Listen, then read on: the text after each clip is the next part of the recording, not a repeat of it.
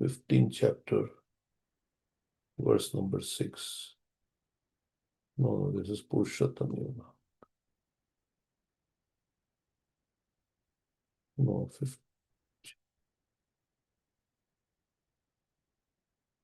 See which verse we are on.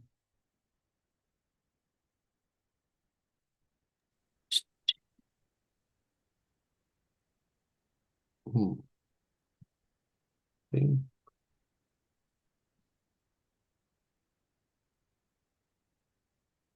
no, 10, 4, 10.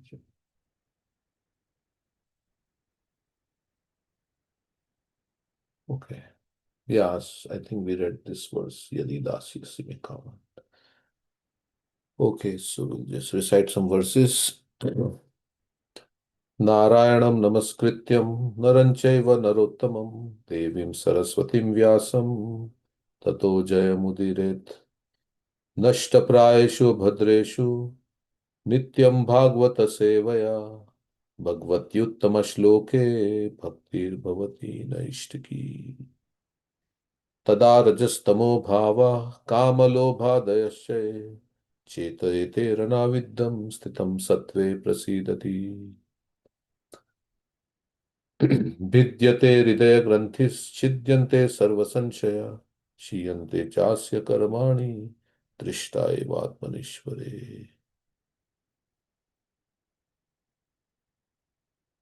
एवं प्रसन्न मनसो भगवद्भक्ति योगता भगवत्तत्त्वविज्ञानं मुक्तसङ्गस्य जायते यस्यैवाश्रूयमाणायं कृष्णपुरमपुरुषे भक्तिरुत्पाद्यते पुंसां शोकमोहभयापहा अनर्थ उपशमं साक्षात् भक्ति योगम अदोक्षजे लोकस्य अजानतो विद्वांस चक्रे सात्वतां संहिता जयतां सुरतोर्पङ्गुर्मम मन्दमतेर्गति मत्सर्वस्वपदाम्भोजो राधा मदन मोहनो दिव्य वृंदारण्यकल्पद्रुमदा श्रीमद् रत्नागर सिंहासनस्थो श्रीमद् राधा शिल गोविंद देवो प्रेष्ठाली भी सेव्यमानो स्मरामि श्रीमानरास रसारंभी वंशीवट ततस्थितः कर्शन वेणु स्वनेर्गोपी गोपीनाथ श्रीस्तु नः आजानुलंबित भुजौ कनकावदातो संकीर्तनैकपितरौ कमलयाताक्षो विश्वाम्भरो द्विजवरो युगधर्मपालो वन्दे जगत्प्रियकरो करुणावतारो वन्दे श्रीकृष्ण चैतन्य नित्यानंद सहोदितो गौड़दये पुष्पवन्तो चित्रो छन्दो तमो नदो कृष्णाय वासुदेवाय देवकीनन्दनाय च नन्दगोपकुमाराय गोविन्दाय नमो नमः नमो ब्राह्मण्य देवाय गोब्राह्मणहिताय च जगद्हिताय कृष्णाय गोविन्दाय नमो नमः नमो महावदन्याय कृष्ण प्रेम प्रदायते कृष्णाय कृष्ण चैतन्य नाम्ने गौरत्विषे नमः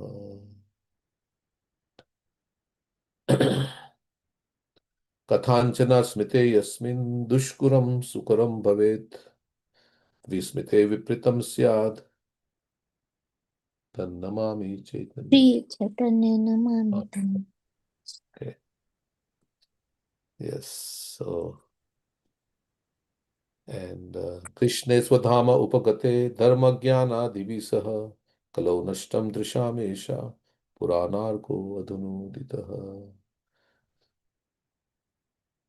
नमो पंकजनाभाय नमो पंकजमालिने नमः नमो पंकजनेत्राय नमस्ते पंकजांग्रये जय श्री कृष्ण चैतन्य प्रभु नित्यानंद श्री अद्वैत गदाधार श्रीवासुदेव गौर भक्त वृंद वाञ्छाकल्पतरुभ्यश्च कृपा सिन्धुभ्य एव च पतितानां पावनेभ्यो वैष्णवेभ्यो नमो नमः नमो विष्णुपादाय कृष्णप्रेष्ठाय भूतले श्रीमते भक्तिवेदान्ता स्वामिनिधि नामिने नमस्ते सारस्वते देवे गौरवाणी प्रचारिणे Nirvishesha Shunyavadi Paschatya Deshatarine. Hare Krishna, Krishna Krishna, Hare Hare, Hare Rama, Rama Rama, Hare Hare. Okay, so more verses than normal. Okay, so 7:10. 7. And that Prahlad says, if you want to give me benediction, please take away all the material desires from the core of my heart. Why? Because then he can become very happy. If you lose your material desires, you will become very happy. Brahma Bhuta Prasannatma, na sochati na kankshati. All the trouble is because of our material desires. And we are getting one material body after another. And as soon as you get a material body, there is suffering, birth, death, old age, disease.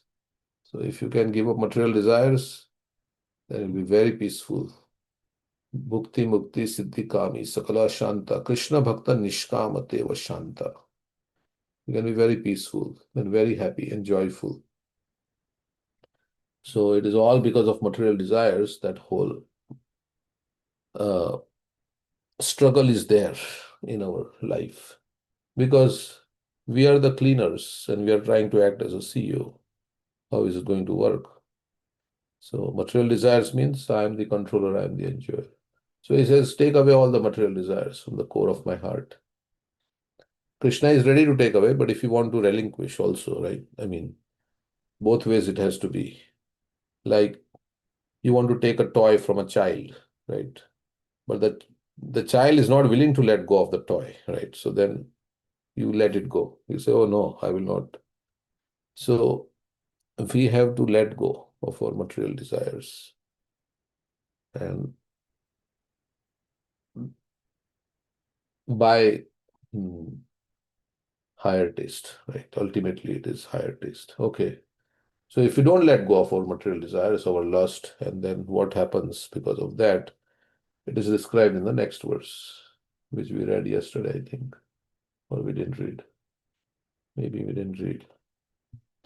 So that all the problems because of material desires, lust, the false ego. So it says, Indriyani mana prana. Indriyani means senses, mana means mind, prana means life. Atma, Atma Prabhupada is translated as the body. Some body, mind, sometimes it can refer to the soul. Atma is actually the soul also, the real meaning, but sometimes in different contexts it refers to the mind also. Like in that mind verse, right? Where it says, Bandhuratma-atmanastasya. yeah, Atma-eva-atma-bandhu. yeah. So there, so many times Atma is coming. Bandhuratma atmanastasya. The mind is the friend of the conditioned soul, or bandhu, yeah, or it can be the enemy. So mind is, Atma is also sometimes referred to as the mind. Atma dharmo dhritir mati. Dharma means religion, dhriti means patience. Dhriti can also mean determination. Determination. Yeah. Dhriti, mati means intelligence. So our senses, our mind, our life, our body, our religion, our patience, our intelligence.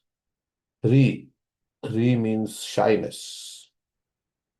Shri, opulence. Smriti, memory. Satyam, truthfulness. Yasya nashyanti, janmana. Nashyanti means destroyed. Nash, vanquished. Okay, so what is saying? Let's see.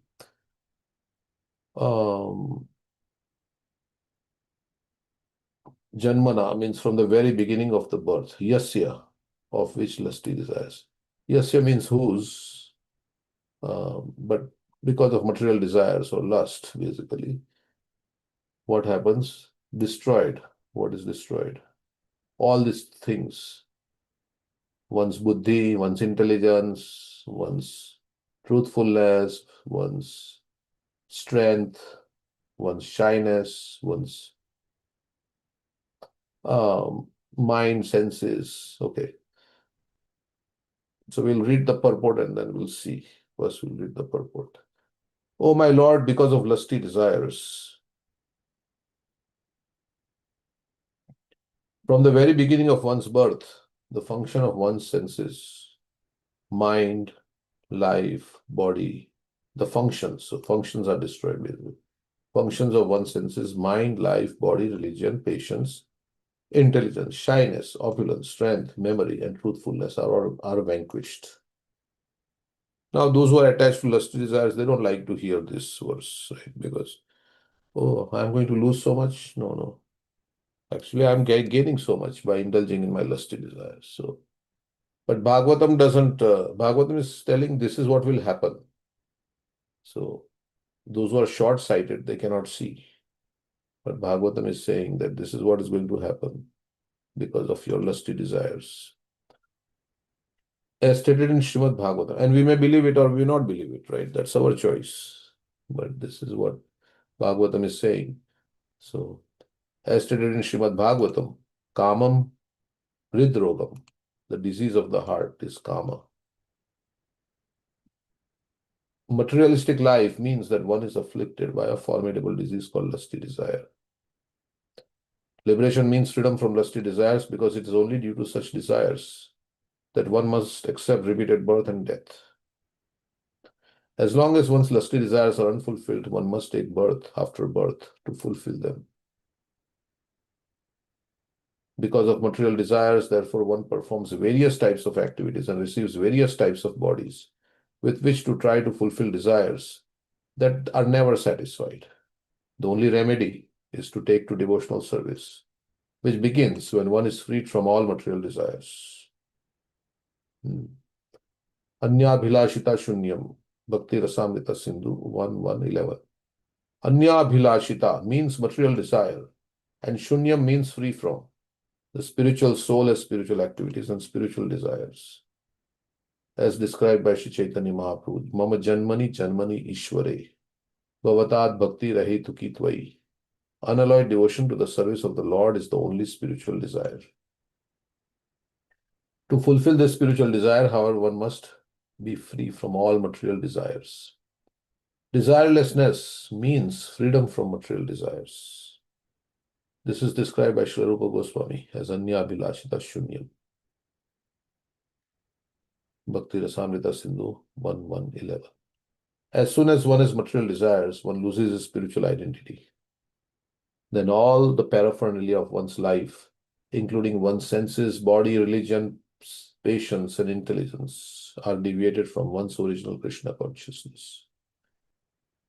As soon as one has material desires, one cannot properly use his senses, intelligence, mind, and so on for the satisfaction of the Supreme Personality of Godhead. Mayavadi philosophers want to become impersonal, senseless, and mindless, but that is not possible. The living entity must be living, always existing with desires, ambitions, and so on. This should be purified, however, so that one can desire spiritually and be spiritually ambitious without material contamination. In every living entity, this propensity exists because he is a living entity. When materially contaminated, however, one is put into the hands of material misery. Janma Mrityu Jara Vyadi. If one wants to stop repeated birth and death, one must take to the devotional service of the Lord. Sarva upadi vinirmuktam tatparatvena nirmalam rishikena rishikesha sevanam bhakti ruchyate. Bhakti or devotional service means engaging all our senses in the service of the Lord, the Supreme Personality of Godhead, the master of all the senses. When the spirit soul renders service unto the Supreme, there are two side effects. One is freed from all material designations, and simply by being employed in the service of the Lord, one's senses are purified. So we'll read now little more one by one little bits and see if there is any thoughts that come to me and to you. So materialistic life, as stated in Srimad Bhagavatam, kamam hridrogam. So this is the disease of the heart. In the 10th canto, this is described that this disease of the heart, the lust, can be destroyed by hearing of the pastimes of Krishna with the gopis. Vikriditam vrajavadubhiridam cha Vishnu. तथान्वितो अनुशृणुयेद् अथ वर्णयेद् या भक्तिं परां भगवती प्रतिलभ्य कामान् हृद्रोगम् आश्वपिनोति अचिरेण धीरा. Hridrogam, that this disease of the heart can be destroyed. If we hear of the pastime of Krishna, the playful pastimes, krida means playful, krida, pastimes. Vrajavadubhir, Vrajavadu is the gopis. If we hear, and of course we have to hear from the right source, like Krishna book you can read, there is a Rasa Panchadhyaya, the 5 chapters, which is considered the heart of the 10th canto of the Bhagavatam. This is Krishna with the gopis, the Gopi Geet is there and all that. So, but if we hear it from the right source, so we can read Krishna book, because that is Prabhupada is giving a lot of philosophies also, so that we don't get misdirected and think that, oh, this is same like the love affairs in this world, right? Or lust affairs in this world. We can mistakenly think. So we have to hear from the right source. And if we hear from the right source, then it is said that the disease of the heart is destroyed. Hridrogam. That word is there. So materialistic life means that one is afflicted by a formidable disease called lusty desire. So formidable means very difficult to overcome. Like yesterday, I think Chandramouli Maharaj was saying that false ego is as strong as an armored tank, right? He was saying an armored tank, very strong. You cannot, armored tank, the tanks they use in the war, they are very, very heavy and very formidable. So we are affected by this lusty desire. And because of this lusty desire, what happens? It starts from the very beginning of one's birth. And lust means I am the center. I am Atmendriya Priti Vancha Tarabali Kam. Krishnendriya Priti Ichha Dhore Premanam. The desire to gratify one's own senses. That's why right from the beginning of life, as a little child, everybody wants, they want like for themselves, right? A toy. If you take the toy away from the child, he'll cry. Right? That's kind of, in one sense, it is a possessiveness, right? It's about me and my enjoyment. So this verse is saying, Atmendriya Priti Vacha, the desire to gratify one's own senses is called lust, and the desire to please Krishna's senses is called love. So, and then of course, as one becomes teenager like that, and all the hormones and everything starts kicking in, then more attraction to the opposite gender and so many other things.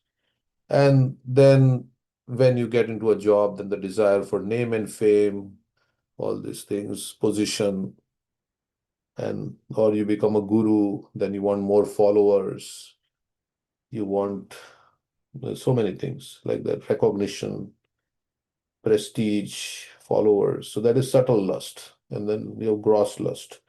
So when lust takes over, then one comes in the bodily platform. The gross lust for sense gratification, or the mental platform, which is the subtle desire for name, fame, prestige, followers, recognition. So coming into the bodily and mental conception of life, what happens is all one's action are driven by this lust. because that takes charge. And there is no desire for self-realization.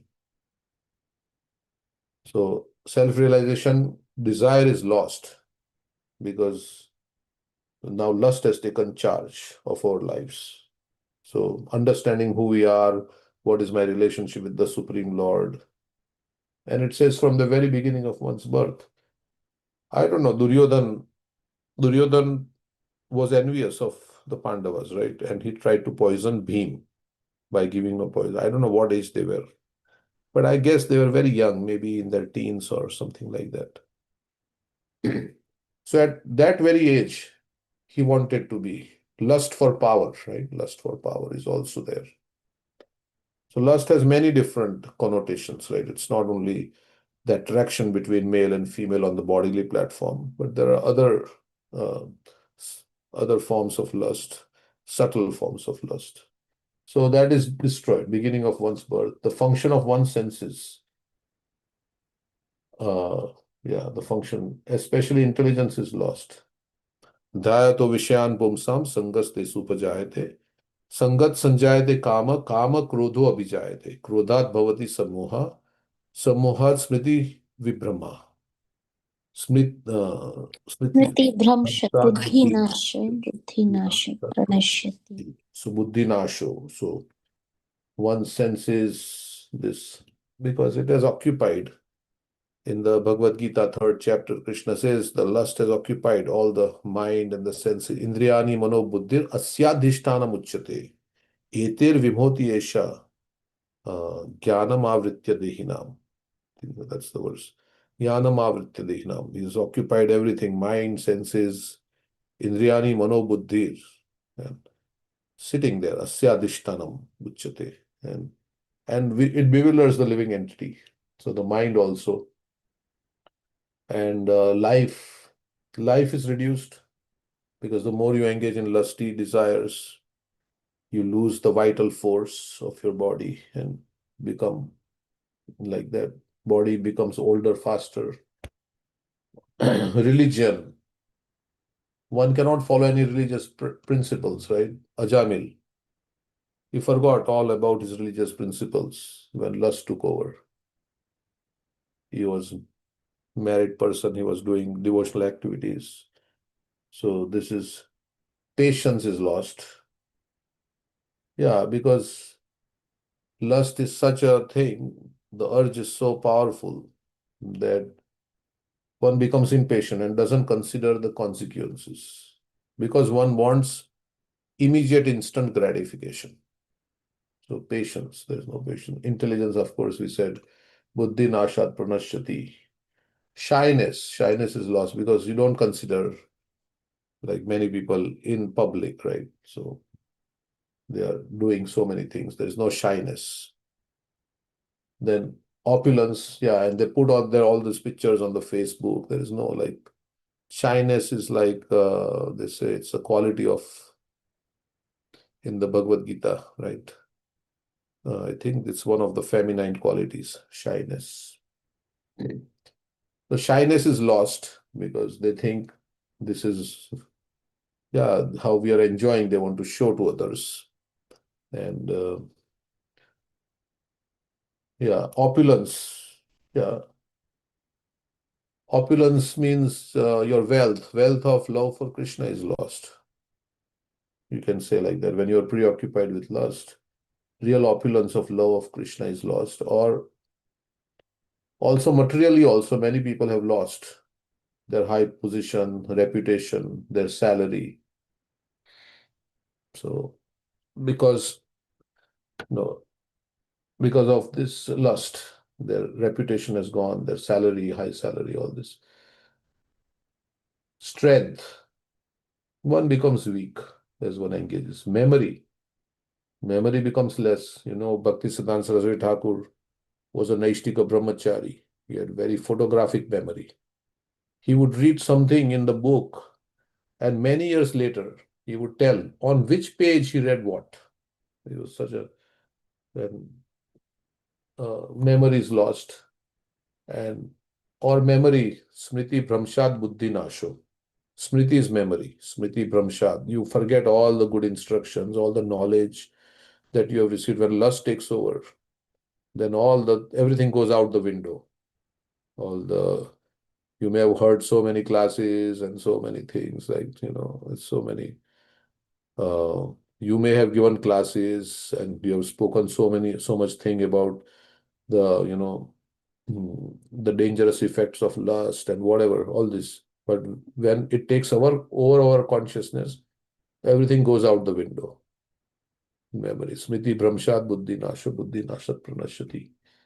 And truthfulness are vanquished. And yeah, truthfulness, because you have desire to enjoy, so you have to now find so many ways to avoid being detected. So cheating is going on. And in this way,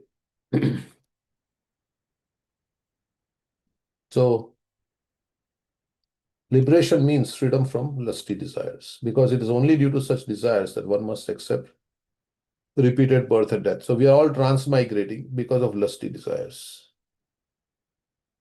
And this is very, as it is described, very formidable, very strong, difficult to overcome.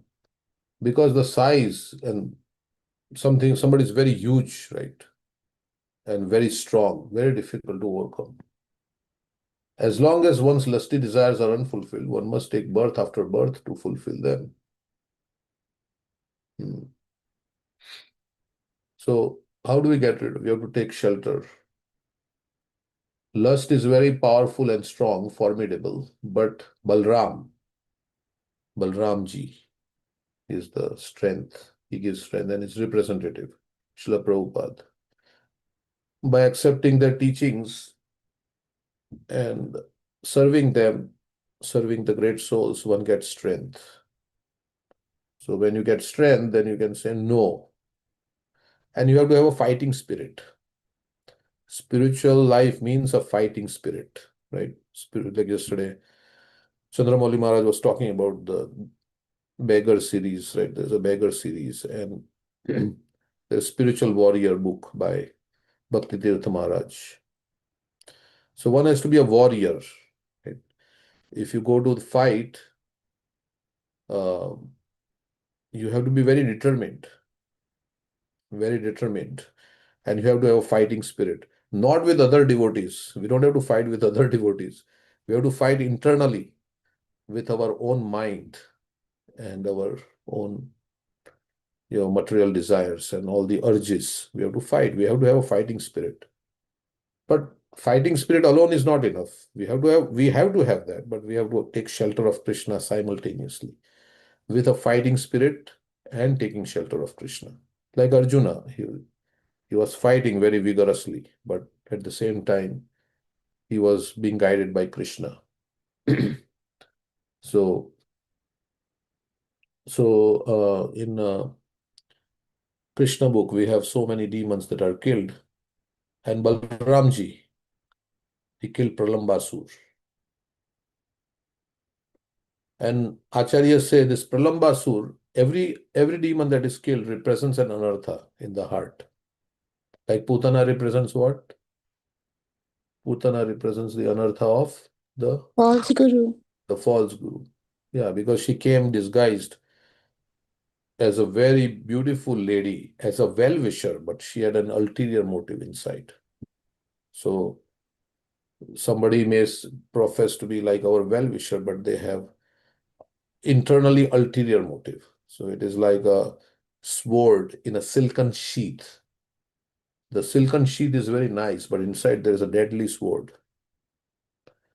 So similarly, this Pralambasur, he came disguised as a Gopa, and he was playing with Krishna and Balram.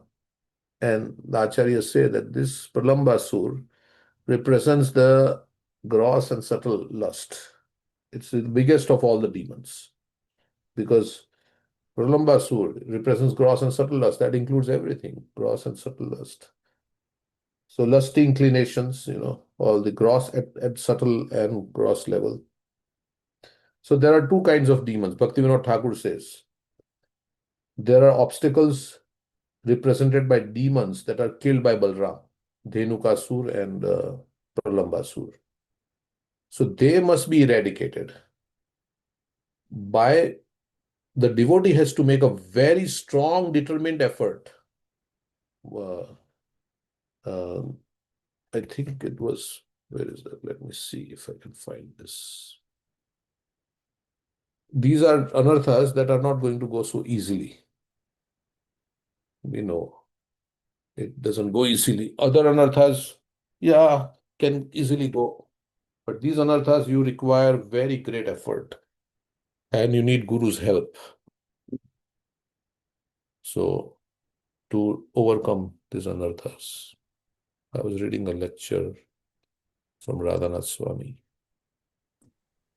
the other day. Where is it? Sorry, I should have found it. I also have been hearing about this Yati Maharaj story.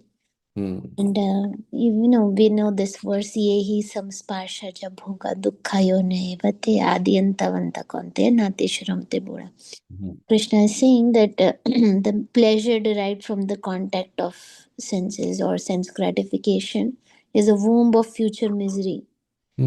So there is some pleasure in sense gratification, but what it will bring in future is misery.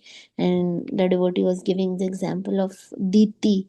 Diti is pregnant, and he was saying that let's say this lady comes to you, for help, and you give her place in your house. Oh, this poor lady, she is pregnant, but what is in her womb in the future, what will come out is Hiranyakashipu. So yeah, there is material happiness, but that very happiness is the ultimate enemy of the sense and joy, as Prabhupada says. What will come in the future from that happiness is that misery. Yeah.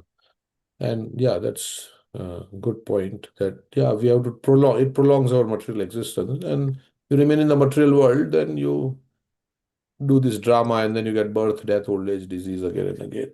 So Bhaktivinoda Thakur explains, let's see, that a devotee should endeavor with all sincerity to overcome the anarthas under the guidance of spiritual master. And Bhaktivinoda Thakur explains there are two demons in Vrindavan that Balram killed, Dhenukasur and Pralambasur. Dhenukasur represents ignorance of knowledge of the soul through materialistic intelligence, and Pralambasur represents the inclination to enjoy the opposite sex and profit, adoration and distinction, both gross and subtle. And Thakur Bhaktivinoda explains that these two anarthas have to be overcome by the endeavor of the devotee under the guidance and instruction of the spiritual master. The devotee must endeavor with all sincerity. It's not just grace. Grace in the sense that grace of Balram would come. The grace of Balram through Guru Tattva will come to exterminate these demons forever, providing we really, really struggle and endeavor to give up the propensity for profit, adoration, distinction, and gross sense gratification. So we really, really have to struggle. Yeah, means we have to make a very determined effort. That's why I was saying, right? It's a war. In war, you have to struggle, right?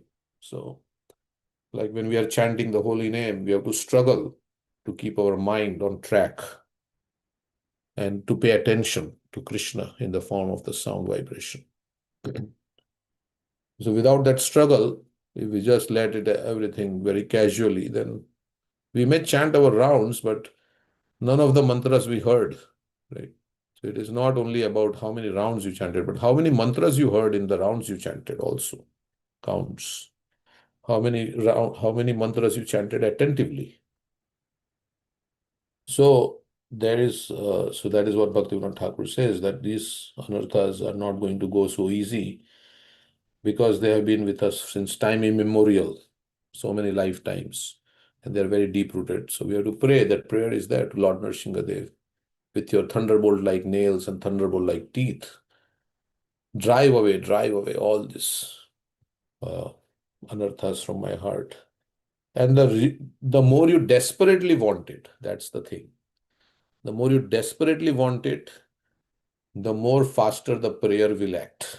Otherwise, it's just like we're saying, Om Namo Bhagavate Narsimha, like a parrot, you can recite. No, but when we recite, we really actually want it, right? We really want it from our heart. And then the prayer has quicker effect. Of course, prayer is always good.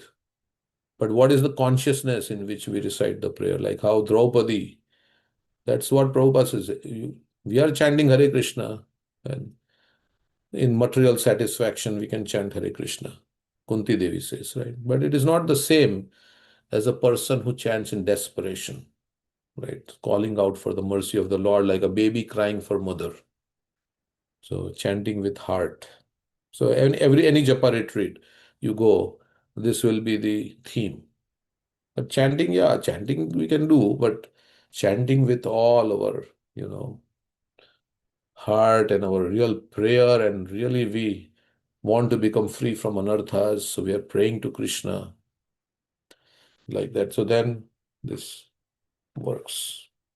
So first we have to be convinced that these are not my friends, and this will not give me any happiness. Mm. So that's how, yeah, go ahead. Also, I mean, Krishna says in Bhagavad Gita, right? Avratam jnanam etina jnanino nitya vairina kamarupinam duras. What is that? Kam rupena kaunteya dushpurena nale. Duspurena analena cha. Right. So it is like lust is like engaging in lust is like pouring ghee in fire, and the fire blazes more. Yeah. So the way to stop the fire is to not pour the ghee in it, not engage in it is the solution. Mm. Yeah, it's like Yesterday, yeah. Prahlad Maharaj also says this about engaging in lust desire is like an itch. And they say that if you have this poison ivy itch, right, and you scratch it becomes worse. So the solution is to not engage in it. And we Or can see. regulate it, under the Yeah, that was also mentioned. So it was mentioned in the past time of Yati Maharaj that he had a lot of desires to enjoy with his wife. Even when he got the old age, he wanted to switch with his son and get his youth. So he got his youth and he engaged dharmically. He engaged in enjoyment with his wife for 1,000 years. And when he did that, he automatically became frustrated. So he's saying that I've spent 1,000 years enjoying, but still I'm not satisfied. And there are so many verses where he quotes he's becoming detached. So uh, that's what the devotee was saying, that dharmically, if you engage in enjoyment, then automatically you'll become renounced. But Prabhupada also says there are always accidents on the royal roads. But or it can also increase the propensity, because the more you indulge in something, like dushpurena analenacha, so that is also there. Um, it will never be satisfied, and it will mm, keep going on. Also, it can also happen. But mm, then at some point, maybe by Krishna's mercy, one may come to the point of mm, like, okay, it's not yeah, a thing. yeah, Uh, maybe many lifetimes later. mm, It may take many lifetimes, so it's up to us. And the thing is that we can see others who have enjoyed so much and they have come to this conclusion that it does not satisfy me, I'm still hankering for more, I'm not happy. Then this is like a more intelligent person who learns from scriptures and other people's experience rather than having to go through that experience themselves and come to the same conclusion. It's like reinventing the wheel. It's mm, already there. Here you go. The scriptures are saying that there is no happiness. In fact, it's all misery in material happiness. Then why do you want to engage in it? mm. Yeah, one has to be really convinced, like from the heart. Yeah, that's the thing. Um, so it takes some time, right? So, I mean, some people, everybody has a different past also. Before this life, we have had so many lifetimes, and we have cultivated our consciousness in different ways. So, more or less, everybody is affected by all this. But some have a stronger, what do you say, conditioning because of this. So, so it may take some time, and we have to be patient. Um, and that's why, because if we can't, we can regulate it, and in this way, slowly and gradually, that is a way also, as you were saying, to become free from. But all the ashrams are meant to deal with this lust, right? They say brahmachari, one is trained to control lust. As grihastha, one is meant to regulate lust. Vanaprastha means one is meant to detach from lust, and sannyas means one is meant to forget lust. So like that, there's all this whole ashram. It's all dealing with this lusty desires. And okay, So as you were talking about conditioning, we have also said before, like if some meat or beef is brought before us, mm, we will be disgusted. mm, No, our tongue will not water. But for some people, it will water. mm, Means they have that conditioning. For us, we have conquered over that conditioning. So same way we have to conquer over this, as Yamunacharya says. Yeah, when you get even higher taste in Krishna consciousness, then you can conquer over this. Just like we have conquered over meat eating, right? We don't even like want to look at all this beef and all this, so many things. So in the same way, whenever thoughts come to Yamunacharya, he says, I don't even want to consider, I just feel disgusted. It's a very high platform. Other desires are easy to give up, but this is more difficult to give up. And that's why Bhaktivinoda Thakur says, yeah, you require very strong determination. And Prabhupada writes in one purport in the pastime of Kala Krishna Das, Maya is very strong, that unless one is determined, even the Supreme Personality of Godhead cannot give protection. And Kala Krishna Das was traveling with Chaitanya Mahaprabhu in South Indian tour, and then one day he got attracted by the beautiful women in the Bhattahari nomadic tribe that was there, and he left Mahaprabhu and Mahaprabhu's association. Mahaprabhu is so beautiful, right? I mean, and but he left them. He left Mahaprabhu, and he left Mahaprabhu and went and joined the Bhattaharis. And then Mahaprabhu had to go and pull him by the hair and bring him back. But so this is so one has to have very strong determination. At the same time, humility, because we can become proud and we can say, "Ah, I can do it on my own." No. So we say fierce determination and extreme humility. Yes, Krishna, without you, it is not possible. Without you, it is. But at the same time, we are like Rukmini Krishna Prabhu was saying, we should try and cry. We should try very hard and cry also at the same time for Krishna's mercy. Then it is possible. Otherwise, this chanting also is like, we have to try and cry. Otherwise, it's an empty capsule, as Devki Mataji was saying, empty capsules, right? There's a capsule, but inside there is no, you can take an empty capsule, then you never get cured from any disease. So, or shooting empty bullets. Just the gun is making the sound, but there is no actual. So really, really, we have to put our heart into the spiritual practices, chanting, hearing. Really, we have to. We cannot be like as if our life depends on it, right? As if our life depends on it. So then we get taste.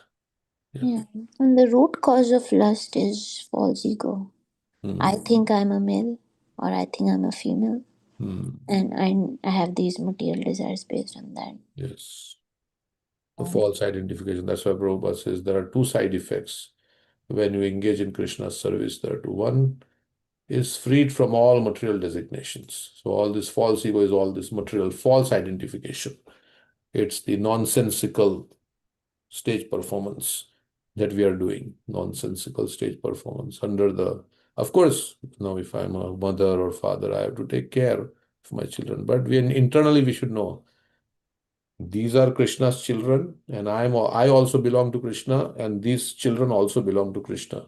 It is just that we are in a drama where these souls are acting as my children, but we are all Krishna's children. Yeah, we are in a drama, actually. In drama, you can, take many different roles, but actually, outside the drama, we are all Krishna's children, right? So, And body can give only little bit enjoyment, but it can give a lot of pain. So for little tiny drops of honey, we are signing up for lifetime of misery. I Yeah. mean, is this intelligence? Mm. I mean, the body has so many diseases, and when the pain comes, nobody can relieve the pain, not your. Yeah, as he says, Ashesha Rujam Viroha. Prahlad Maharaj, again, Prahlad Maharaj is saying, yeah, it's a body is a source of various diseases. So many diseases can happen, and body is a wonderful instrument to receive pain. Hmm. Bhakti Charu Maharaj used to say it like that. Body is a wonderful instrument to receive pain. It can give some pleasure, but so many ways it can give you um, pain. So, yeah, so that is how one has to like really take shelter of Krishna and say, Krishna, I don't want this. I don't want this. I was hearing one thing from Premananda Maharaj. We'll hear later on, yesterday night. How to overcome. Later on, we can hear. But okay, so as long as one has material desires, one has to accept a material body. And yeah, we have to go from one life to the next. Um, so, where are we? Because of material desires, what is the time? It's already 8 o'clock. But we already read the purport, so it's fine. Therefore, one performs various types of activities and receives various types of bodies, which to try to fulfill desires that are never satisfied. This is what Prabhupada is trying to convince us. I mean, we may have think differently, but the only remedy is to take to devotional service, which begins when one becomes free from all material desires. Yeah. So lusty desires are prominent in all types of material bodies. And in some bodies, you can satisfy it even more nicely than human beings. Like Srila Prabhupada says about pigeons. They have high power, they have high potency to satisfy lusty activities. So if ultimately goal of life is bodily pleasure, then we should aspire for animal bodies because those animal bodies are more suited to fulfill that desire. Like if you want to surf in the water, Prabhupada says, you can become dolphin. Why you have to wait for the wave? And if you want to eat meat, you can become a tiger. If you want to sleep, you can become a polar bear. So there are 8.4 million species of life, all to satisfy different desires, material desires of living entity.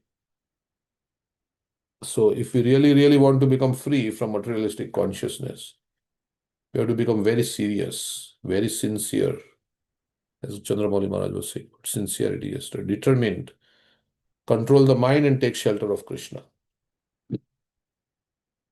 So, okay, since we don't have time, I'll just go through this here. And here Prabhupada says, as soon as one has material desires, one cannot properly use his, one loses his spiritual identity. Yeah. And nothing works. And we start our nonsensical stage performance as soon as material desires. But we can't become desireless, Prabhupada is saying. So, but we can become free from material desires. If you only desire to do things for Krishna's pleasure all the time, cultivating proper mood of service, then that is, then we become successful in the human form of life. So we have to do spiritual activities in the right consciousness, in a humble mood, avoid offenses, non-envious mentality, and we have to engage all our senses, our um, mind and senses, our karmendriyas, jnanendriyas, and the mind, most importantly, as Maharaj was also saying yesterday. The goal of everything is to always remember Krishna, never forget Krishna. So,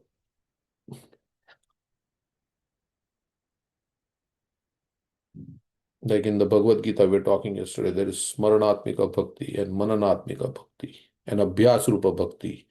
And then if you can't do that, then Krishna says, engage your senses, karmendriyas in serving me. Then just try to work for me if you cannot do this. Abhyase api asamartosi mat karma paramo bhava madartham api karmani kurvan siddhim avapsyasi. He says, first he starts with the mind. All right. Mai eva mana adatsva mai buddhim niveshaya. Nivashyasi mai eva atha urdhvam na sanshaya. Atha chittam samadhatum na shaknosi mai stiram. Abhyasa yogena tato mam ichchaptum dhananjaya. And then he says, okay, if you can't, abhyasi api samartosi. If you are can't able to do abhyas of the regulative principle like chanting, hearing, then. But the best is to engage both our karmendriyas and gyanendriyas and the mind in the service of the Lord, and that is called bhakti. It's defined here by Srila Prabhupada, I mean, quoted by Srila Prabhupada. Then we become free from all material designations. Okay, so we'll continue tomorrow with this verse. Any other comments? This.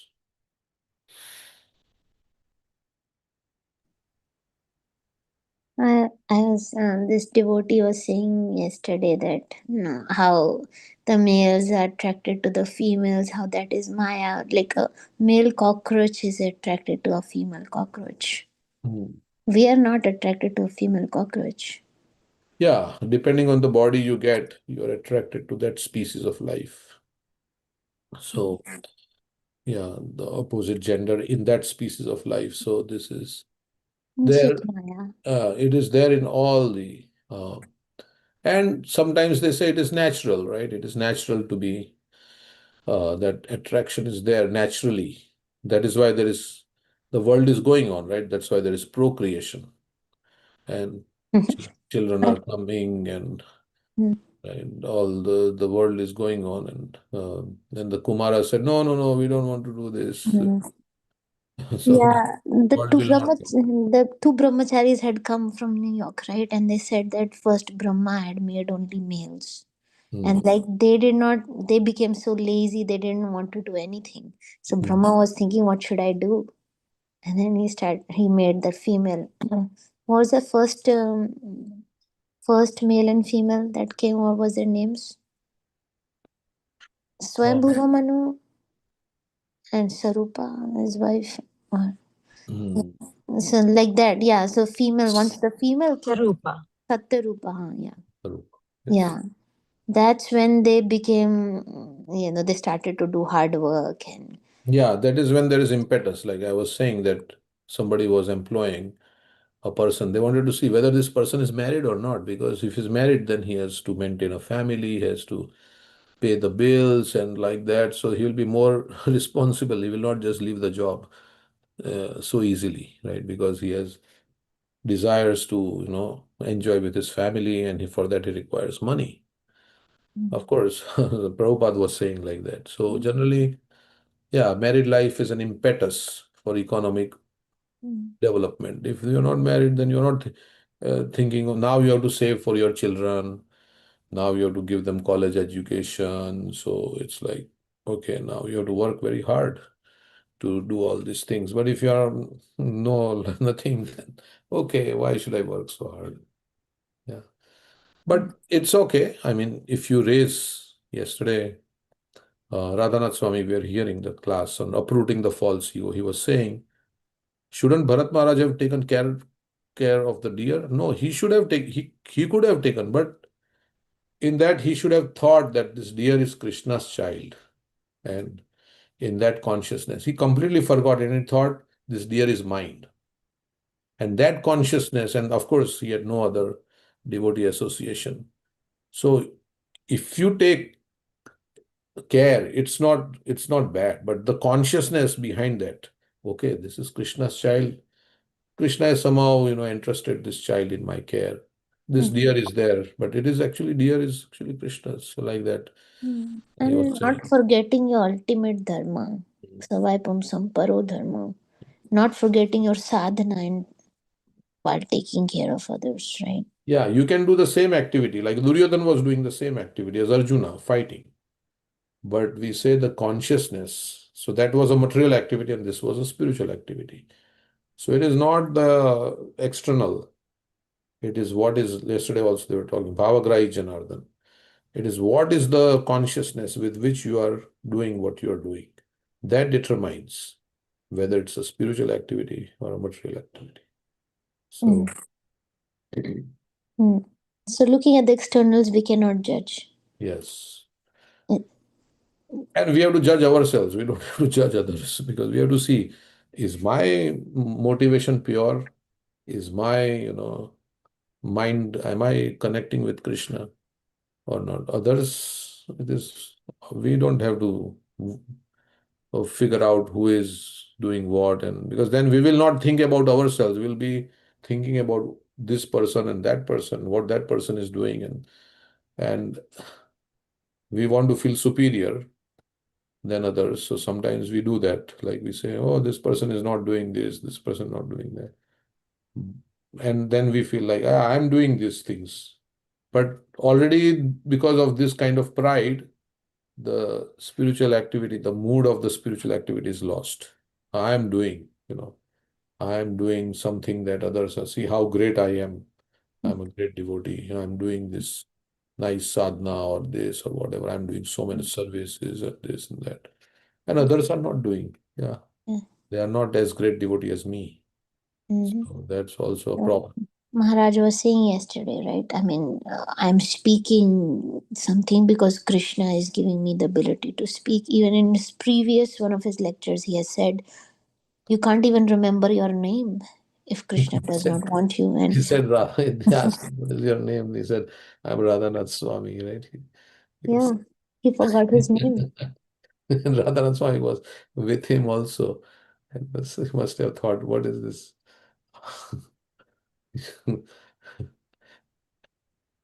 Yeah, Yeah, we can be turned into a helpless condition at any moment. It is Krishna's mercy that we are walking, talking, doing anything.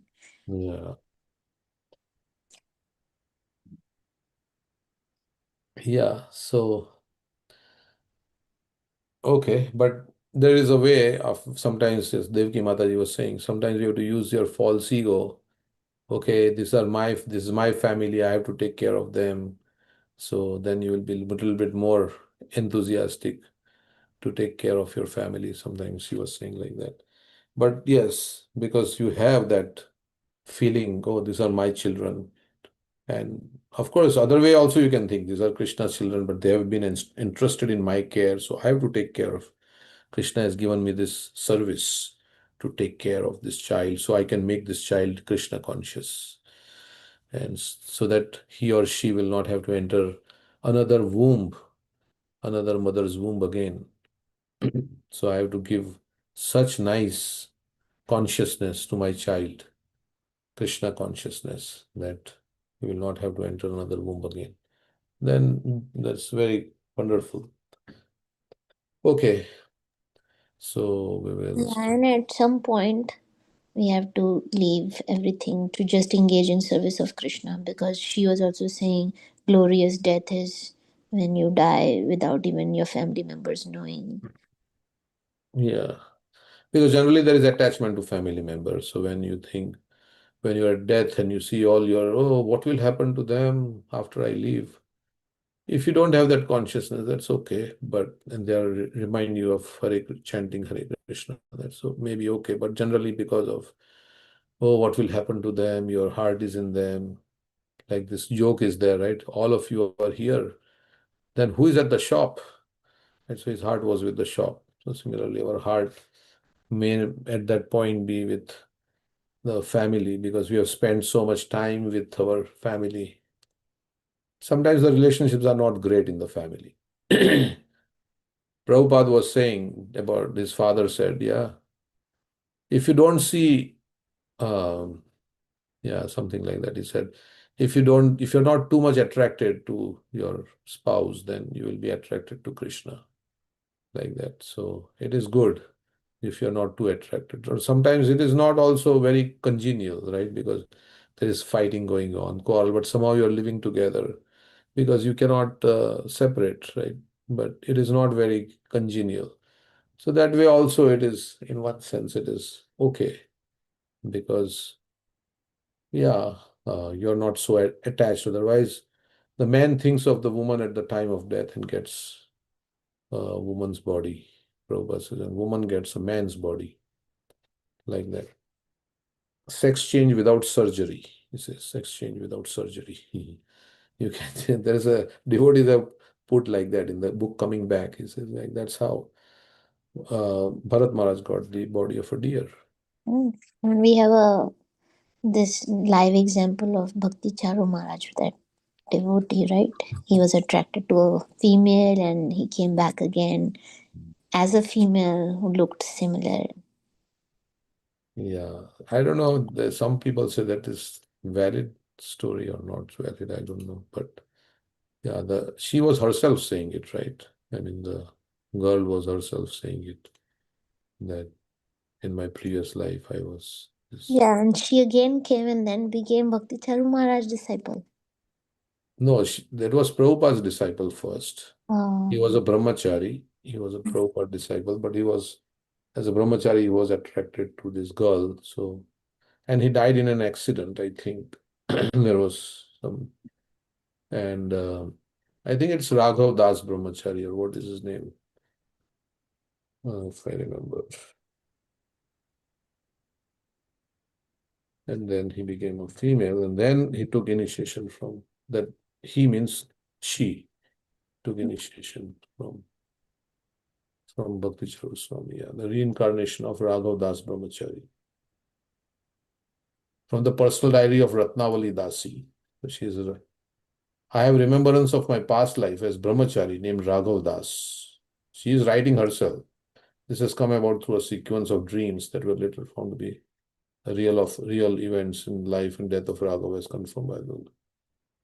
Okay, so I am of Hindu descent and was born on 9th August in London. My parents had a small shrine at our home with many photos. So she was born in Hindu family. One day I opened a drawer and there was a book written by Srila Prabhupada. I cannot remember the title, but when I looked at the back cover, I was drawn to the picture of Srila Prabhupada on it. I remember when I looked at him, his eyes were very deep. I felt like he was asking me to come back home, come back home. I was brutally attacked in my high school field by a drugged up man who was trespassing. He continuously beat me with a fence log with nails. My God. So she writes all these things.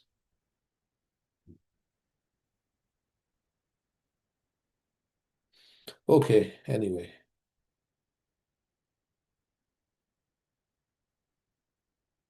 Yum yum vapi swarn bhav. So anything you would like to share, anybody? Yeah, Prabhuji was saying, right, like those with families and all have to work like, a little harder. But like, I have, I mean, everybody has to work hard. I mean, even as because yeah, but we don't have to work that hard in this material world that we don't have any time for Krishna consciousness.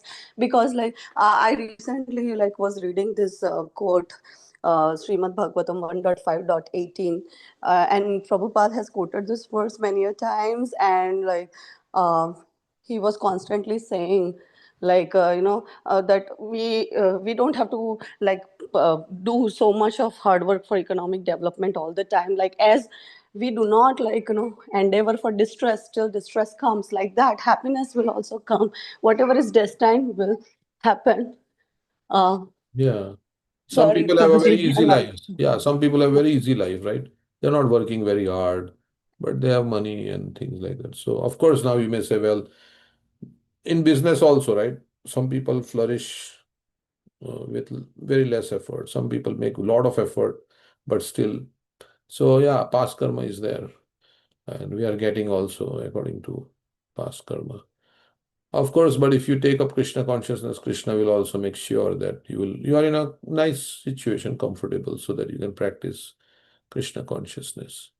But as Devki Mataji again, she was saying, quoting Prabhupada, she was saying, unnecessary necessities. Unnecessary necessities. It's a necessity, but it's unnecessary. So we are our life, like that lady, she asked, right, Devki Mataji, that, oh, we have our job and we have our children, and how can we? So she was saying that many unnecessary necessities are there. and we have an idea of how material life, because everybody's thinking this is the success of life. I have to send my child through this and that and this and this. That way the child will become an all-rounder. Then I have to send him to Ivy League school and like that. So that builds a very nice career. And so now you require so much money. So all this, there is a certain mindset, right? As Keshav Maharaj says, when a lie is spoken again and again, it becomes like a tradition, it becomes a culture. So we are in this culture and we are all bought into this culture. So we think this is the way life should go on. So, so yeah, so many devotees, uh, they don't think that this is the way the life should go on. They say, no, this is some other way. They go to the farm or something like that, or they have their children study in the Gurukul. This is not the way. Of course, even if you go this way, ultimately you have to become a devotee of Krishna. Whether you study in Gurukul or you study in the modern day school, wherever, ultimately life is meant to become a devotee of Krishna. So we can escape. We can find happiness. Ultimately, we want happiness. Like, who was this? John Lennon was asked when he was young, what do you want to become when you grow up? And he said, I want to become happy. Mhm. The teacher said, you don't understand what I'm asking, because she was expecting, I want to become a doctor, I want to become an engineer. She says, I want to become happy. And uh, I think, I told her, you don't understand life. yeah, yeah, you don't understand life. So life is actually meant to be life should be free from anxiety. Quality life means not like a rat race and going through the whole. Very peaceful, very thoughtful, simple living, high thinking. Like this. Of course, I don't have simple living, but I'm just saying that that's why I cannot say much because I'm not following. So simple living and high thinking. So very simple and high thinking. So otherwise, no thinking, as Devki Mataji was saying, right? People don't have simple living and high thinking because they have built up this image that this is how we should be and this is how we'll get happiness. Mm. So you have to work very hard. She was talking about tapasya also. She was saying, do all kinds of tapasya to show Krishna, I'm willing to do anything for you. Hmm. Tapo divyam putra ke, don't look for comforts. Hmm. Tapasya, like chanting nicely, attention. So bona fide tapasya, like bona fide tapasya, rising early in the morning, chanting Hare Krishna, 16 rounds attentive at least, and then even more. These are all bona fide tapasyas, right? I mean, it is not Peacefully, tapasya. It is tapasya only because you are not, we don't like it. Right. like, preaching, you can sacrifice your time, your resources, your energy. Yes. Yeah. And like all these devotees, like he was saying that Brahmananda, they were all went to Pakistan, right? Mm, Prabhupada said they didn't care mm, what would happen to me, and they were just raising their chanting bags when they were caught chanting Hare Krishna. yeah. So in one place, Prabhupada says self-realization should be executed on the basis of non-existence of the material body. Means this body is not going to last. Just think you are soul and you have to do. So don't worry too much about the body. And that's why they went so many places. They're not worried about their security. So of course we all have worried about security. What will happen? So we want to amass some security, right? Before. So, but yeah, ultimately security is Krishna. And Nothing can save us, mm, not our wealth, not our family members. The time of distress, only Krishna can save us. So our and security. if Krishna has given us more, then we should use it for propagation of Krishna consciousness. Like yesterday, Juhi had nice program, Juhi Mataji and Yash. So they had nice program. So they have to make arrangements for prasadam. They have to work very hard to cook the prasadam and buy the things. So like that. So Maharaj was saying, how many families are there? Some very who went. Is how many families are there? There are 30 families? Okay. Every day, once a month, they should do a home program. Right. So these home programs are very important. Who was saying that? Yeah, yesterday only Maharaj was Yesterday saying. we were saying, yeah. These home programs are very important. We should all every day of the month, if there are 30 families, then once a month, which is not difficult. Should do Yeah, a program. because Maya is very strong, he was saying. At home, you may not do bhakti, but in the association of devotees, it happens automatically. Hmm. Kirtan, Katha, Prasadam. Yeah, that's what Premanand Maharaj was saying, that see, when you come to devotee association, you are not thinking of lust and all these things. So always keep yourself in good association. So um, this is a little bit we can hear.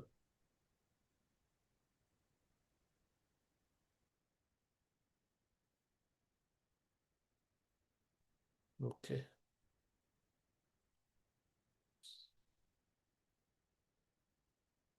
Hare Krishna. Anything you would like to share?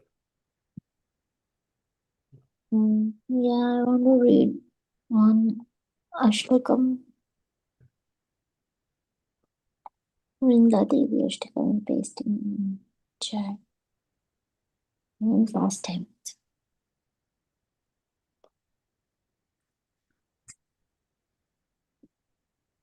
Okay. So this is by Vishwanath Chakravarti Thakur, Shri Vrinda Devi Ashtakam. गङ्गायै चम्पै तदिद्विणिन्दी रोचि प्रवाहास्नपितात्मवृन्दे बन्धुकबन्धुद्युतिदेव्यवासो वृन्दे नमस्ते चरणारविन्दं बिम्बाधरोदित्वरमन्दहास्ये न साग्रमुक्ता द्युतिदेपितास्ये विचित्ररत्नाभरणं श्रियादे वृन्दे नमस्ते चरणारविन्दं समस्तवैकुण्ठशिरोमणो श्रीकृष्णस्य वृन्दावनधन्यधाम्नि दत्ताधिकारे वृषभानुपुत्र वृन्दे नमस्ते चरणारविन्दं त्वदाज्ञया पल्लवपुष्पभृङ्गा मृगादिभिर्माधवकेलिकुञ्जा मध्वादिभिर्भान्ति विभूष्यमाना वृन्दे नमस्ते चरणारविन्दं त्वदीयाद्युतेन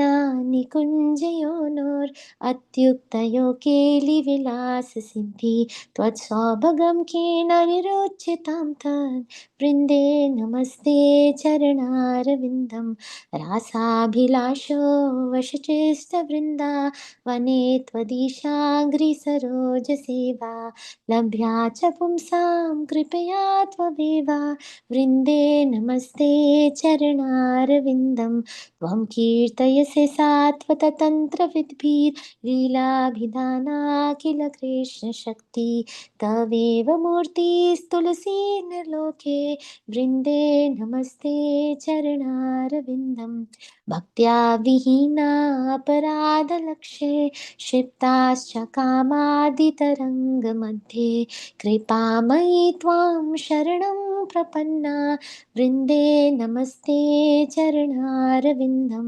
वृन्दावनष्टकं य शृणुयात् पठेद्वा वृन्दावनधीशापदां च भृङ्गा स प्राप्य वृन्दावननेत्यवासं तत्प्रेम सेवां लभते कृतार्था वृन्दे नमस्ते चरणारविन्दं वृन्दे नमस्ते चरणारविन्दम् Translation. You are bathed by streams of splendor that rebuke gold, lightning, and the champak flower. Your splendid garments are friend to the banduka flower. O Vrinda, I bow to your lotus feet. Your face is splendid with a pearl decorating the tip of your nose and a wonderful gentle smile on your bamba fruit lips. You are decorated with wonderful jewel ornaments. O Vrinda, I bow to your lotus feet. Rishbhanu's daughter Radha made you guardian of Krishna's opulent and auspicious abode of Vrindavan, the crest jewel of all Vaikuntha planets. O Vrinda, I bow to your lotus feet. By your order, the groves where Madhav enjoys pastimes are splendidly decorated with blossoming flowers, bumblebees, deer, honey, and other things.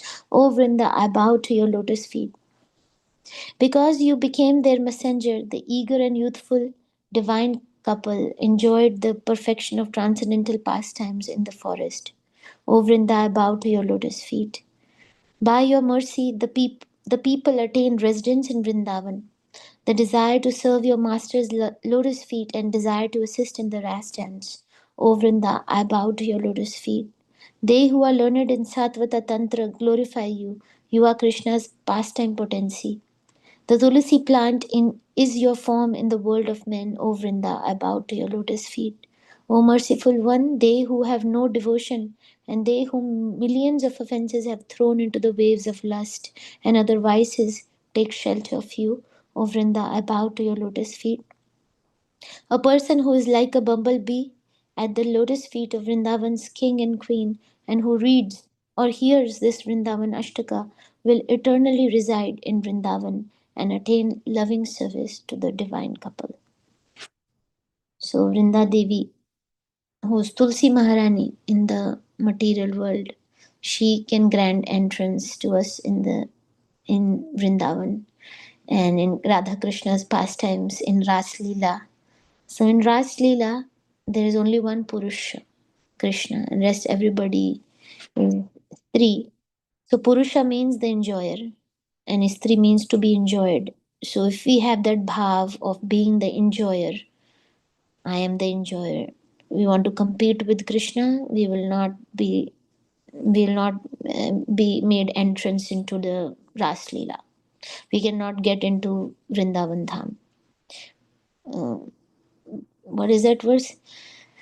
That Nityananda. और काबे नीताय चंद करुणा होइबे संसारा बाशाना मोरा कबे तुच्छ हाबे विषया छाड़िया कबे शुद्ध हो बेमाना कबे हम हेराबो Shri Vrindavan.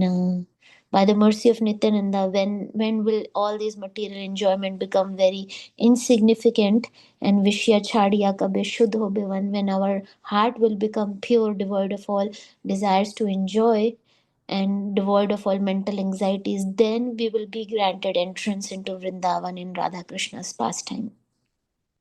So this is the qualification, that we should not have any desires to enjoy with our senses, but give enjoyment to Radha and Krishna and have desire to serve them in their pastimes, then all these pastimes will be revealed to us. So from Nam comes Roop, Gun, Leela, Dham. We are going to Sadhu Sangha. There would be 24 hours or many hours of Kirtan and Nam Jap. So we would like that Nam to reveal Krishna's beautiful form, his qualities, his pastimes, and his Vrindavan Dham should be revealed to us. For that, we have to be pure in our heart. And once we have a glimpse of Vrindavan Dham, just a glimpse of the Dham and pastimes of Krishna, then we'll lose all taste in this material world. That's what happened with Narad Muni when he got a glimpse of Krishna's beautiful face. And then he was hankering again and again to see that beautiful face again. So we just want a glimpse of Vrindavan Dham to be revealed to us. Then that's it. Our desires to enjoy in this world, which is a world of pain and sorrow and misery and dukhalyam, will all go away. Such a beautiful dham is there of Radha Krishna's beautiful pastimes going on. And Tulsi Maharani can also make us enter into those pastimes. So we have to worship Tulsi Maharani every day, water her, sing the Tulsi Arati, and also circumambulate her. Then she can destroy all our pap karma. It is because of our pap karma that we are not progressing, or we are not progressing with the determination. So Krishna says in Bhagavad Gita, Yeshav tvantagatam papam jananam punya karmanam te dvandva moha nirmukta bhajate mam dridhavrata.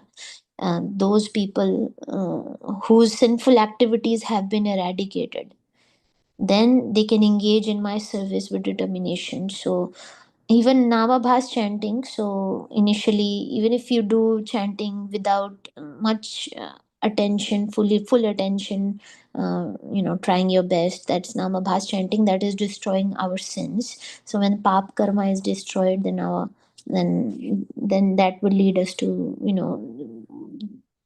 progress with the determination, and that will lead us to Shuddhanam. So, circumambulating Tulsi destroys all our pap karma, even the pap karma of killing a Brahman Hatya. So, anything, coming to the temple, clapping your hands, doing some service, Vaishnav seva, as Maharaj was saying, Sushushu Shraddha Dhana Se Vasudev Katharuchi, San Mahat Seva Vipra Punya Tirtha Nishevna. We do Vaishnav seva, Vaishnavas are pleased with us, then in our heart will develop taste in doing devotional service. Little taste that we have, that will sustain us and that will help us, param drishtava nivartate, that will give us a higher taste. And so we will be able to give up all these other lower tastes which are abominable, just like pig eating stool.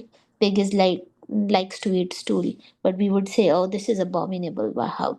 But the sense enjoyment of this material world is like that also. It's equivalent to stool. So, but we need that higher taste, and that comes by consistently every single day doing devotional service, doing chanting the holy name, reading shastra every day. Then taste is generated, and Vaishnav seva, taste is generated, and begging to Krishna. Yeah, and doing some devotional service, where we are not thinking of anything material, for some time also. Even if you do that, I just want to forget everything, I want to totally dedicate myself to Krishna, hear the holy name, and meditate on Krishna's pastimes. Then that would also help us generate that taste. So that's all it is, it's a matter of taste. Yeah, so we don't have time to read the pastime. A little bit I can read from Ashtakalya Leela. I mean, can I? So we were reading how Radharani and the Sakhis, they are feeding the Gopas, right? Had the breakfast pastime.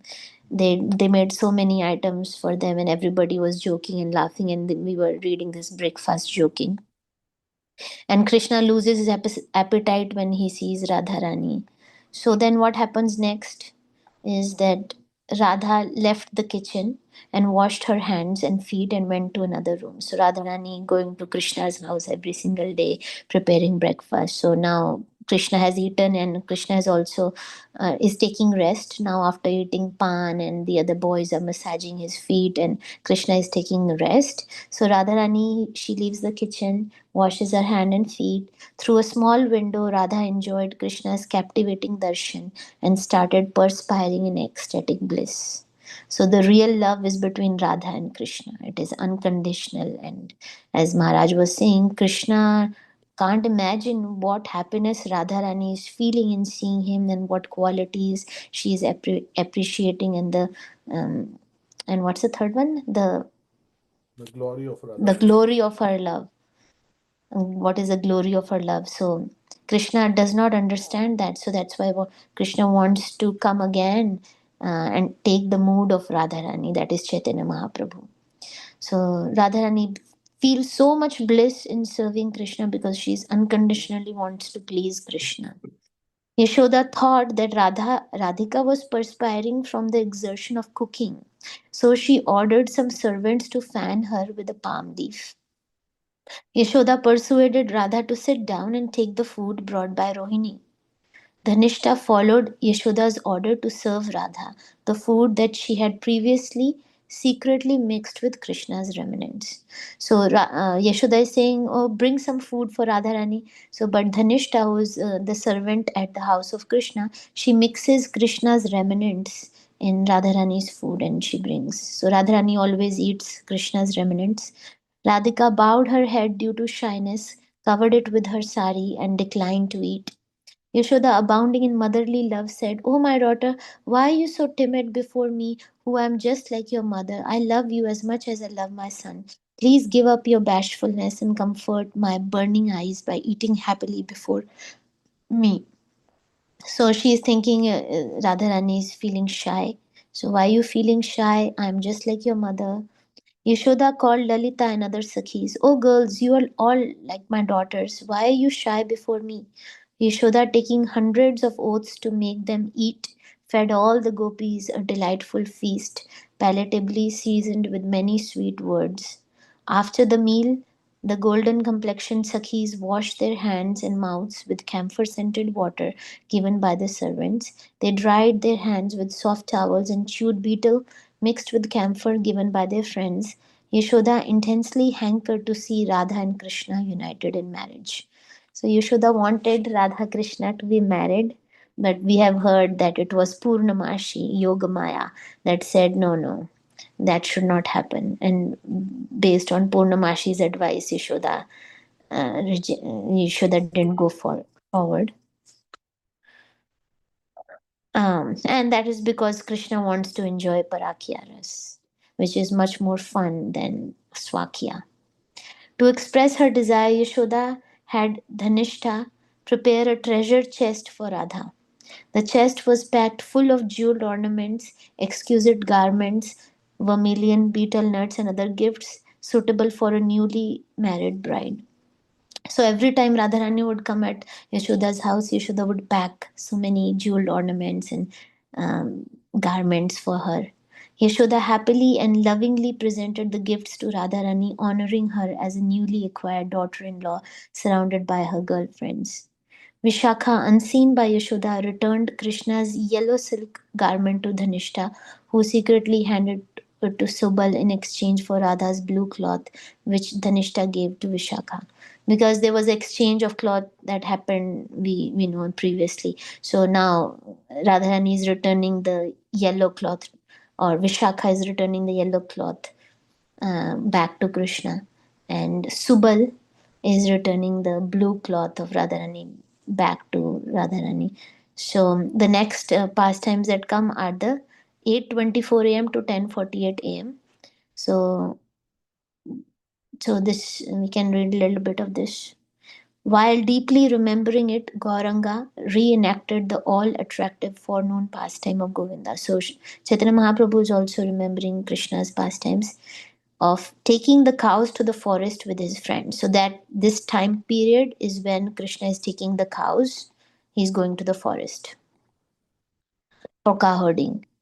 And that caused immense anguish to the Vrajvasis now because Krishna is leaving Vrindavan, so everybody is feeling separation. As Gauranga immersed in Vraj Bhav, his hair stood erect, his golden body trembled and became stunned in euphoric joy. Tears flowed torrentially as Gauranga shared various ecstatic emotions with his confidential associates. May I always serve that God, Gaurachandra, along with his associates who are ever drowning in the waves of divine bliss.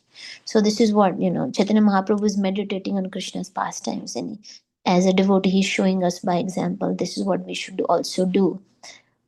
We can use our mind on meditating on so many worthless things that will create anxiety, distress in our heart. We should be meditating on Krishna's pastimes. So every morning, Krishna and the cowherd boys took the cows to the forest. Due to intense parental love, Nanda, Yashoda, and the other Vrajvasis, they followed them. Krishna left the cows and boys at Govardhan and he would secretly go to Radhakund to search for Radhika. Radharani watched Krishna leave Nandagram with his cows. She then returned home to Yavat and went to perform Surya Puja on Jatila's order. Before departing, Radha anxiously looked down the road for her messenger to return with news of Krishna's whereabouts. May we always remember Radha Govinda's forenoon pastimes. So this is the summary of those pastimes, that Krishna is going to the forest and Radharani feels separation. She goes back to Yavat, and in the afternoon time, Krishna leaves the cows behind and goes to Radha Kund to see Srimati Radharani. And Radharani is going to Surya Kund, Surya Kund, to do Surya Puja for Abhimanyu. And in pretext of Surya Puja, they meet with each other.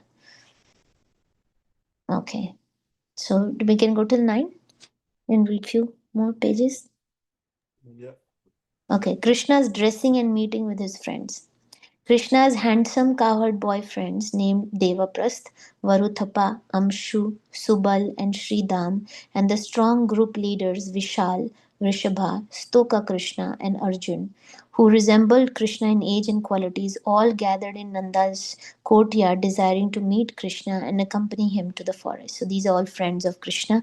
They're waiting in the courtyard to when Krishna would come and they will go for cow herding. They're so anxious.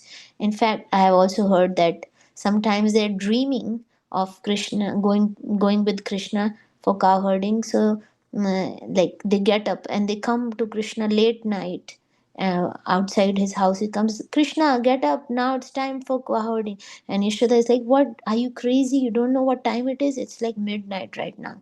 So these boys are so anxious. When will the sun rise that I will go cow herding with Krishna? Because Krishna's association is so nice. Having already bathed, cleansed their bodies, and eaten sumptuously, all the boys looked robust and radiant. They sported peacock feathers in their topknots and held flutes and sticks and ropes for tying the calves. Fruits and flowers colored clay, ankle bells, and gunja berries ornamented their transcendental bodies. So all these gopas have been dressed up by their mothers nicely with peacock feathers and flutes and sticks and fruits and flowers, ankle bells. The excited cowherd boys called out to Krishna, Hey Sakha, all glories to you. Now wake up and let us go play in the forest. So Krishna has been taking rest after eating breakfast. Krishna heard his friend's appeal and rose from bed. Rubbing his lotus eyes, Krishna discarded his sleeping clothes. Krishna bathed and dressed suitably for playing in the forest and herding the cows. Some expert servants, their happy hearts overflowing with devotion, attentively rubbed scented oil on Krishna's body and adorned him with exquisite new cloth, ornaments, flowers, and garlands. They applied Krishna's special tilak named Bhakti Ched. They smeared Krishna's limbs with musk, saffron, and sandalwood paste, and drew pictures on his body with multicolored mineral pigments. They set a peacock feather crown on Krishna's head and slipped on his finger rings, including a unique signet ring inscribed with the name Krishna. So this is the Gopa service. Those who are in Dasya Bhav, those Gopas, they are bathing Krishna, just like how the gopis were bathing Shrimati Radharani and decorating her. Same thing, Gopas, they bathe Krishna, and they rub oil on his body, and they put on new clothes and flowers and garlands and sandalwood paste. I think they are decorating Krishna. Makarakundal earrings hung from Shyamal's ears and necklaces of Gunja jewels. The Kaustuba gem and Vajanti garland beautified Krishna's broad chest. They put bracelets and armbands on Krishna's wrists and attractively tinkling ankle bells on his feet. So, this can also be a meditation. um, Manasi Seva, where we are bathing Krishna and decorating him. So that's what happens with deity worship, right? So the deity worship, they are changing Krishna's clothes and they are putting ornaments on him and they're decorating Krishna. So also it can be done in the mind, putting ankle bells on Krishna's feet. On his chest was a necklace of large glossy pearls in which Krishna alone could behold the reflected image of Radhika. Shama's jewel-studded flute was tucked under the right side of his sash and his buffalo horn bugle was tucked in the left side.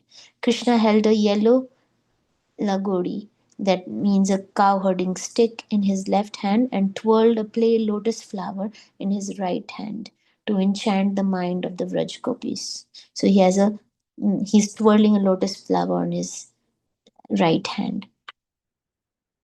Okay, we can continue. It's 9 o'clock. We can continue this pastime, Leela. Thank you. Yeah, thank you. Nice. Leela. Okay, we'll stop here. Janish, Prabhu want to say something. No, no. Saying just thank you, Mate. It was nice listening. Hare Krishna. Thank you.